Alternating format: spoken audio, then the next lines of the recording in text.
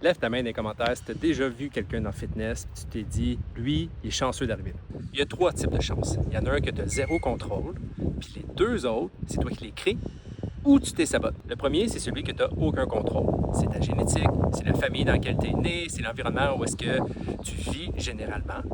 Puis ça, c'est sûr que tu ne peux pas le contrôler. Le deuxième, c'est la chance provoquée. C'est celui qui arrive quand tu te présentes le matin à 5 heures au gym. Quand tu continues à t'entraîner, même si tu as une semaine de marde, celui qui va arriver par l'accumulation des choses. Si tu répètes une chose plusieurs fois, tu as plus d'opportunités, donc tu as plus de chances de réussir. Puis le troisième, c'est celui qui est le plus important. C'est la chance qui arrive quand tu te transformes comme personne. Quand tu cours ton premier 5 km, tu n'es plus la même personne qu'avant. Quand tu cours ton premier 21 km, quand tu lèves la première fois ta barre, ton deadlift 135 livres, tu n'es plus la même personne que tu étais avant. C'est ça qui est le plus important. C'est que toutes les choses que tu fais présentement t'amènent vers une évolution, t'amènent vers une nouvelle personne. Puis cette personne-là, elle n'a pas les mêmes opportunités qu'avant. Toutes les portes sont ouvertes à elle.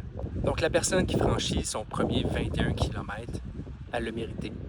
Elle s'est présentée à toutes ses journées d'entraînement quand il fallait, même quand que ça ne tentait pas, même quand elle était malade, même quand la situation alentour, le travail est là, les enfants sont là, tout est contre elle.